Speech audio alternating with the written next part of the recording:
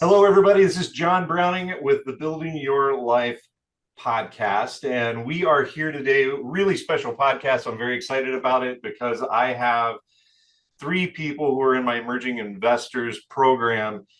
And this is going to be all about showing those who might think it's too early to start, it's too late to start, or I don't make enough money to start, or all the reasons we have for not starting to use the tool that we call money to build our best lives. So I wanted them to kind of introduce themselves, tell a little bit about their story, kind of where they've come from, where they are, and why they chose to start really building their lives.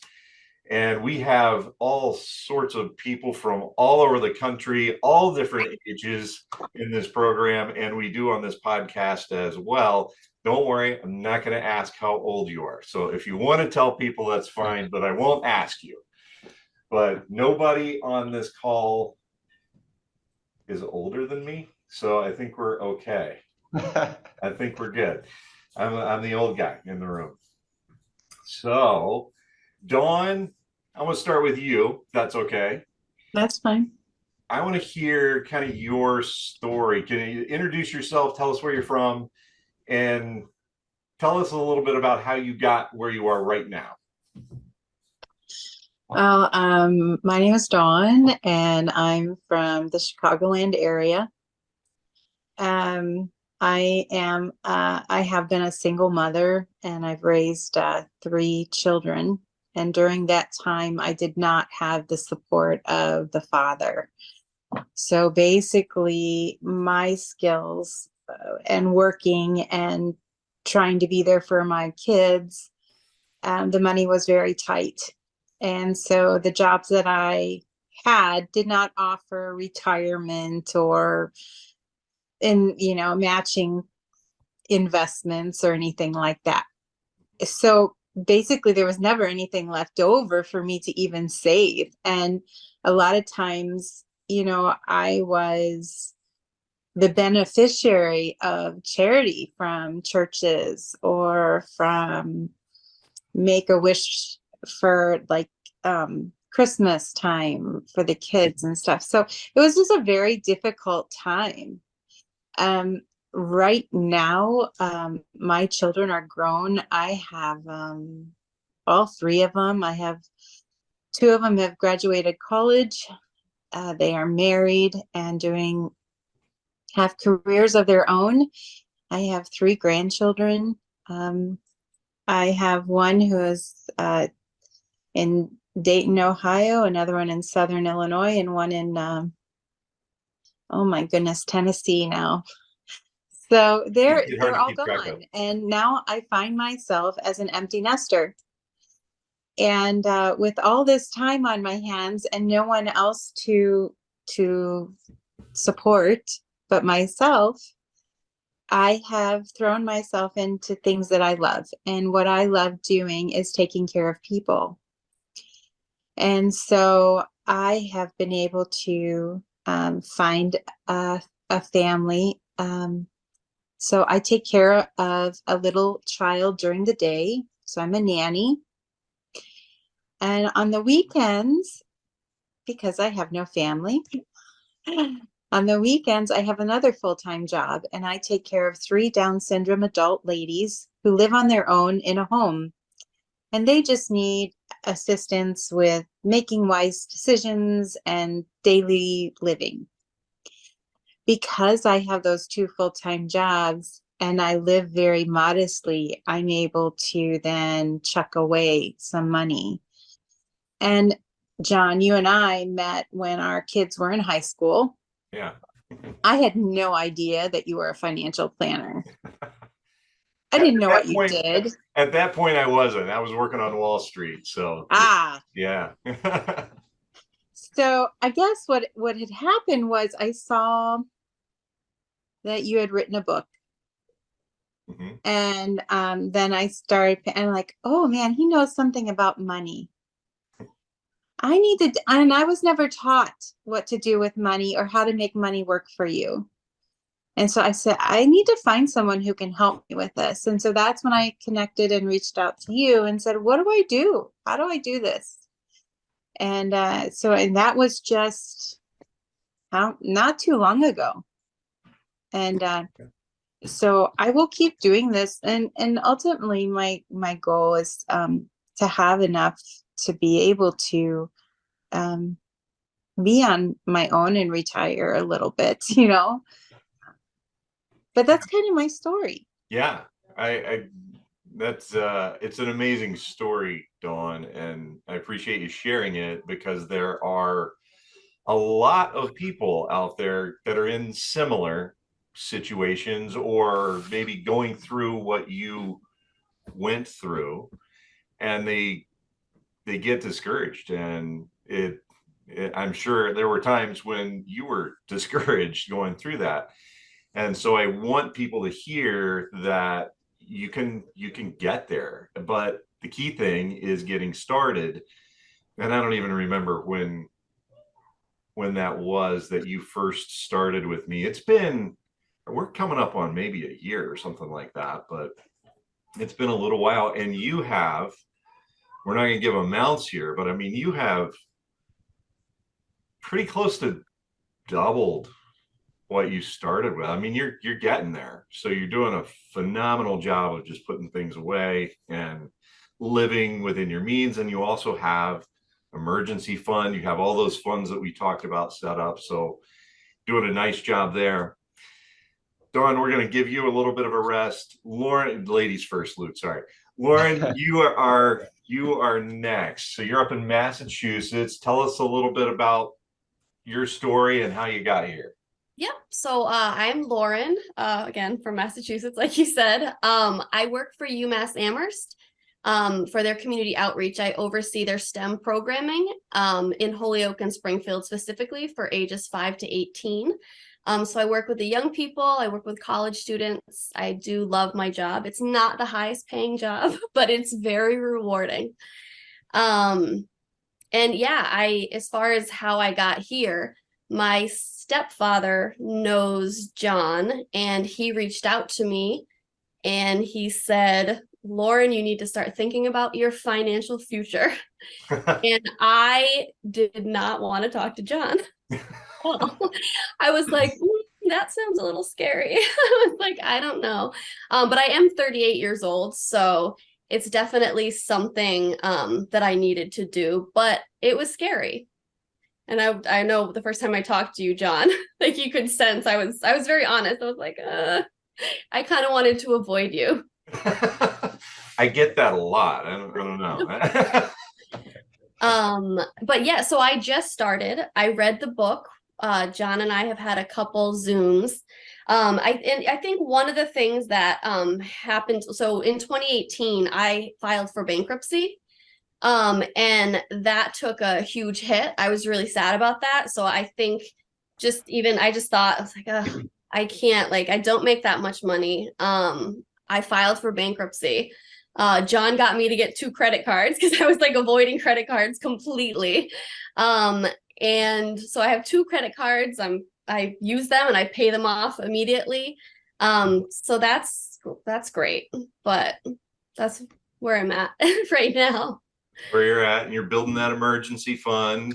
Yep. And I heard about things like the Roth IRA. I heard about things, but I didn't know until I started talking to John. And why do you have those 2 credit cards? Because I need to build my credit. It's really, really important, especially if you go through bankruptcy, but for anybody, you need credit. You have to make your money work for you. And it was silly me just paying in cash when I could be getting money back and I could be building my credit. And you pay them off every month? Pay them off as soon as I use them. As soon as you use them, because you're nervous about that, which is great. You should be nervous about using credit cards. And that's your story is phenomenal, because I also have talked to people and said, well, I went bankrupt, so life is over. Yeah. Life is clearly not over, right? Right. And there are lots and lots of reasons that people do go through bankruptcy, and frankly, most of them not really their fault, right? The most common cause of bankruptcy in the United States today is healthcare debt. Mm-hmm. And you have a health issue, there's really nothing you can do, right? That's just one example of it. Other thing, there's all sorts of other reasons. So this whole shaming yourself or whatever it is around bankruptcy, I get that it's a painful process and it's absolutely horrible. I get that. But there's life afterwards, Mm-hmm. right? And now you're working on, you said it, I didn't. You're 38, right? So Yeah. Yeah. at 38, you got lots and lots of runway to build something, build what you define as your best life. Exactly. I mean, I'm looking for kind of financial freedom. Like I want to be able to travel. I want to have my emergency fund. I want to be able to have funds for investments. Just things that make me feel like I have freedom to live. Right. Exactly. That's what we're looking at, the freedom and the Yeah. peace, the peace of mind and the freedom. Exactly. And hopefully it's okay for me to say this, Lauren, but Yeah. we didn't say last names or anything. So, but I mean, you are really just getting started. Lauren does not even have an account with me. So those of you out there thinking that I won't talk to you, that's the reason. I always say that working on Wall Street was lucrative. And for a while, I thought that was the end all, and this was wonderful. I was climbing that corporate ladder. But the reason that I started Guardian Rock Wealth is because I wanted to talk to real people. And so it's a lot less lucrative, but for me, it's a lot more fun. So that I just wanted to say that if you are not in a position where you think I can't afford to do anything, I will still talk to you. I'd love to do that. And those of you who watch this program on a regular basis, you know that you just go out to guardianrockwealth.com, hit the contact us button, type in your name, your email, whatever. And I'm all over the place. I'm on LinkedIn, I'm on Facebook, I'm on all those social media channels. Just reach out to me. And if you text the word life, it's right there on my screen at the bottom. So 321-421-5213. Reach out to me. I'm happy to chat with you or anyone else. So I'm glad, Lauren, that you reached out. You heard about me through another person, which is fine too. If you know somebody who needs something like this, tell them to reach out as well. But yeah, just getting started. And by the end of the year, if plans go like they seem to be going, you will open your very first Roth IRA. Yay. Yes. And yay. All about starting, all about just starting, right? Exactly. Well, I was also surprised because in my mind, I didn't have enough money to invest or to work with you. But when we looked at my budget, we actually saw that I could put money away. So that was really nice. Yeah, we spent a lot of time on the budget and a lot of time. Now, I don't want to scare people off, because was it really that difficult when you really just sort of did it? It wasn't. It wasn't, right? There's ways to kind of do it over a period of time and figure it out. Mm-hmm. So, all right, Luke, what's going on, my friend? So how do we meet? How'd you get here? Where are you now? Well, I guess 6 years ago, so I'm 26 right now. 6 years ago, I was 20, and I actually was looking for a place to live, and I ended up rooming with Mr. Browning's son, Joe Browning. So I didn't even know him at the time, or Joe. And me and Joe we just kind of hit it off and became friends, and and so that's kind of how I got connected with John. But yeah, and then fast forward, I guess financially, I didn't really have any thought about my future or anything. I just was kind of living in the moment in college, just spending whatever I wanted to spend, just kind of very chaotic I would make a little bit and then spend, I don't know, I was all over the place with my money. And then even after college, still wasn't really thinking that much about it. But about a few years after my first full-time job, I was like, you know what? I should probably start thinking about this, because I was actually in some debt. I was in some credit card debt, but also student loan. And I was like, yeah, I should start putting some money away. So I started, I first thought I should pay off the debt. Just that everyone thought that'd be a good place to start. So I actually got the debt paid off, and then I'm like, now what? So I guess I'm trying to stay debt free. Just pay it like you, Lauren, paying off my credit cards probably every 2 weeks. Whenever I get a paycheck, that's like one of the first things I do.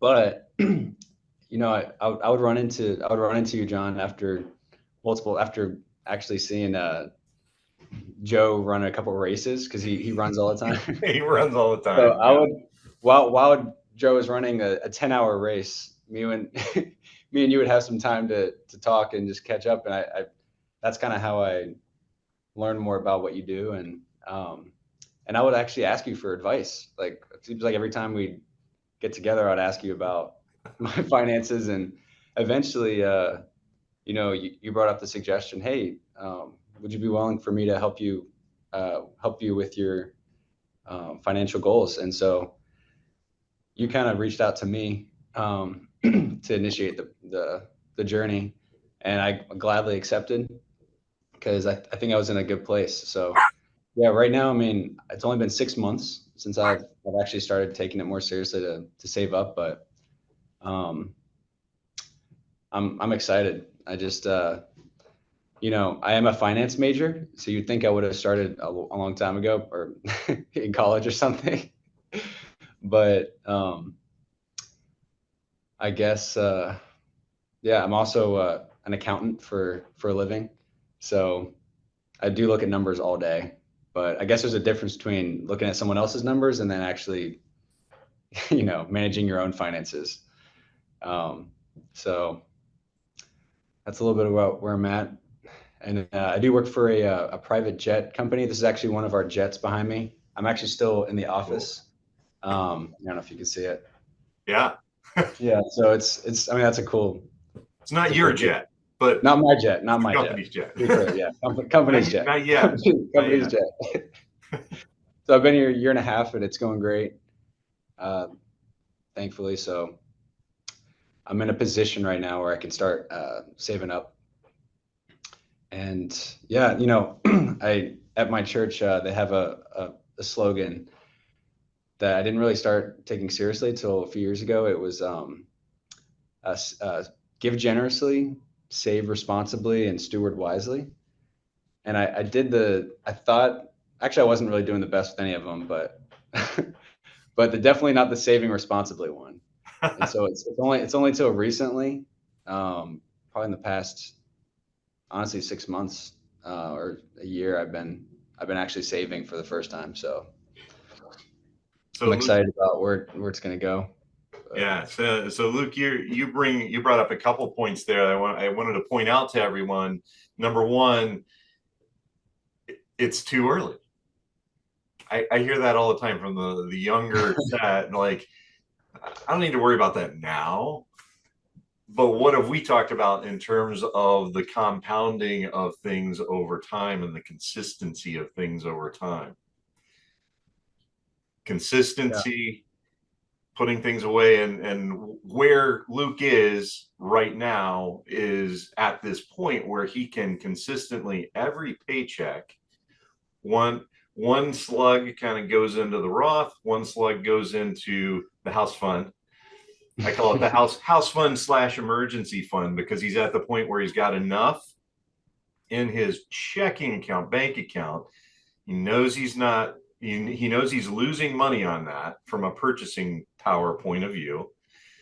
So he's got that saved up, though, so that if the car needs new calipers or whatever, he's got that. But he also has an emergency fund that he can get to within a day or two that is working a lot harder for him, at least coming in above inflation at this point. And then he's got this house fund, and that emergency fund actually is starting to now Luke, we haven't talked about this yet, but it's starting to feed, because you don't need any more emergency fund, really. It's starting to feed the house fund. And the house fund is a little bit more aggressive, but not too aggressive, right? Because you want to make sure it's there when you need it. And it's cash is not king, cash flow is king. So the plan for Luke is really shaping up nicely. I'm super proud of what he's been doing, because he actually upped it a little bit recently. And again, it's just consistent. It just goes in. It's like paying a bill, but it's paying yourself, right? Lauren's getting there, and Dawn's in a position where she can't quite do the consistency thing because her income is inconsistent. So every once in a while, but consistently, I think every month since we started, she calls me, sends me a message, I'm ready, move it over. And it comes down to that. Somebody challenged me several years ago to come up with one word that really describes me and describes how I view success. And that's my one word: consistency. You do that over time and you get to where you need to be, get to where you want to be. Even more important than where you need to be, right? Yeah. I super appreciate all of you guys being on here. I have one sort of final question. You kind of addressed it already, but what's your outlook, Dawn, now versus maybe when we started, in terms of how are you feeling? And it's, oh, by the way, you should say I'm still not comfortable or whatever. Say what you really feel right now, and tell us where you're at with how you feel about, peace about the future, happy with where you are, not quite yet. What do you think? I'm still very unsure because life is unsure. Yeah. Life is not predictable. That's right. You just need to kind of roll with it. But I'm still going to do everything I can do and be consistent. So I do kind of feel uneasy still because I'm 58.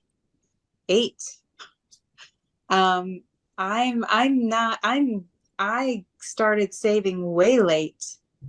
But I'm thankful that I have these 2 full-time jobs where I can pretty much save one whole job into the thing and let it do whatever. I'm giving it to John, saying, do something with it, make it bloom, make it do something. So until that stops, I'm just going to keep doing it. And, I'm healthy and I'll just keep working, and I'm making a difference in people's lives, and that's what's important to me. The money is there, but we're never guaranteed tomorrow either. So yeah, like you said, you're healthy now. We don't know about tomorrow. Yeah. We're gonna get some sort of news, right? And right. being prepared for that as best you can with what you have. Do what you can with what you have where you are. Yes. And for those out there that are on the sort of the opposite side of the spectrum, where it's like, it's too late, there's no way I can do it, so just sort of throw up your hands and give up. Dawn is a shining example of perseverance, consistency, and everything that we're talking about here. So that's a great place to be, Dawn. You should be a little bit uneasy because you're not there yet, but it's a marathon, and you don't worry, you're not. You still got a long runway, right? I guess I'm not the oldest one on the call. Sorry, I guess I was close. I'm pretty close though. We're almost the same. So, all right. So, Lauren, how are you feeling right now? I'm excited. So, I would say I'm trying the feeling. So I just cleaned out my garage. My garage, I mean, you opened it up, looked like a straight hoarder. I don't know what was in there. It was bad. You couldn't even walk in. So I recently cleaned it out. The whole thing, everything is organized. And I keep like walking in and looking at it. It's like, This looks beautiful. Um, Beautiful but garage. working, yeah, working with you and just like looking at my, like, I understand like what I can do now. I see what I have and what my options are. So it's a feeling, it's just like being more in control and just like not hiding everything or not knowing. I just feel more informed. And I'm excited at where I can go. Awesome. Yeah, that's great, because I think you're right. I think you're somewhat limitless potential, right? You got a long road ahead of you. Consistency is going to get you there. You're following the program. You're building up that emergency fund. You're just about there. We're getting really close. And more importantly, it's not about building your best life to live later. It's about building your best life to live right now. So you've got a couple trips planned. Yep. You're not spending 20 grand going over, somewhere, but you're spending what you need to have some fun, live Yeah. life a little bit, right? Getting ready to go to Colorado, what, next week? Yeah. So it's one of those things with a budget. It's like, oh wow, I can still live my life. Like it's not that scary now that I know it's not that scary because I can continue to live my life, do the things that I like, do what I want to do, but also be aware and know like where my budget needs to go. Yeah. Yeah. And Luke, before I ask you that question, the one thing I'm just going back to something that you said earlier about your finance major, you would have thought I would have started. Well, let me tell you this. I was on Wall Street. You know who's the absolute worst? The worst people for planning and budgeting? Guys on Wall Street. And there's a couple of reasons for that. Number one, we're going out like to dinners every night in New York and everything, and we're throwing down, 15 grand for a dinner with a bunch of people and stuff like that. Suddenly the money thing, like it starts to mean something different. And I can tell you that I'm not the only one that kind of went through that. It was all of my buddies went through that, every single one of them. And then a little bit later on, like not at your age, by the way, but a lot later on, we're starting, especially when the economy hits the banks and we get laid off, because I got laid off from Morgan Stanley after working there 18 years. No planning, 18 years of working, making decent money. I mean, I've been stocking money in the 401k and all that, but why would I need a financial advisor? I work on Wall Street. I manage big portfolios. Yeah, it's weird when you're yourself and you don't talk to a sort of independent third party person about, does this really make sense? Because you can't see the forest for the trees. There's actually a spot in that, I can't remember what chapter in the book, right? A surgeon wouldn't operate on themselves, nor would they operate on a family member. So going to your mom, your dad, your brother, your sister, and getting their advice from what they've lived in their best life is not the same as going to an independent third party person that's been there, made a lot of mistakes. I'm pointing at myself for those of you not listening on YouTube, made tons of mistakes. And I'm just looking to use the expertise that I got on Wall Street to help like as many people as I possibly can. But just because you majored in finance does not make you exempt. It actually makes it sometimes a little harder because you just don't see money the same way. If you kind of, especially like in your industry, you work with guys who charter flights at some ungodly amount of money, right? That I can't even conceive of. So suddenly money, it would be really easy for you to see money as like, oh, it's $1 million. Oh, it's $30,000. But you're not doing that. So that's good. You started, right? That's the key word. Yeah. So how are you feeling? Yeah, I'm really grateful that I've started, at where I'm at with my age, because actually, the main reason is just from, I've asked like a lot of people, what do you wish you would have done if you were younger? And it's so funny. It's so funny. Like I'm not even thinking about money when I'm asking them that. I'm just talking about general life advice. And so many of them said, I wish I would have saved more when I was younger. It's like, it's so weird. Like, yeah, I was, and so that kind of planted a seed, I guess. And I don't really have I don't really have any goals. I mean, other than I want to get a house one day. That's pretty much my only goal. I already, thankfully I have a car. It's a modest car. And I just want to be prepared. I would love one day, my grandpa is kind of an inspiration also. He was so smart with his money. He was a farmer, and I don't know what his whole story is financially, but when he retired, he would send all of his kids and grandkids a check every birthday and Christmas. It wasn't like a crazy amount, but it was a couple $100 every since I was born, basically. Like ever since I can remember, he's been sending, and more for my parents, a lot more, but um it's actually it's like been speeding up as he's getting older, but I mean that's just really cool, and I really want to carry that tradition on. That would be like a dream to, one dream is just to be able to carry on and that tradition, and be able to kind of help support my family one day. But um, other than that, and then just having a house, I think, I can definitely see myself. I'd love to live in a house of my own one day. I'm not in any rush with that. Actually, right now I'm living with my parents, which is awesome. I pay a little bit to help support that, but so now it's kind of like a critical time for me to save up, because I'm not always going to live with my parents. I probably got another year, Or they kick you out.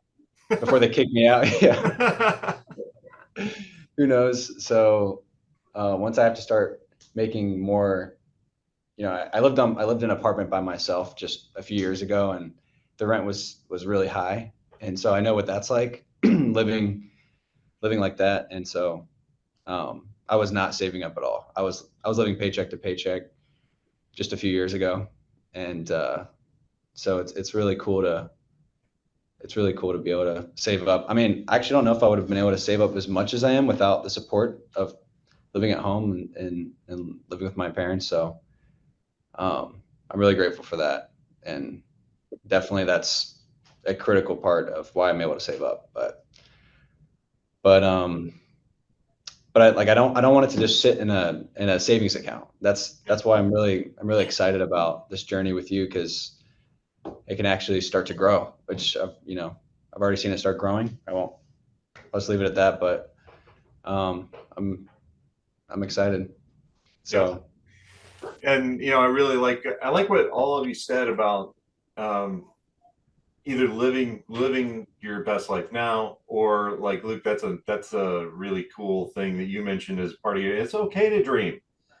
Absolutely. I actually have no doubt you'll get there. So that's great.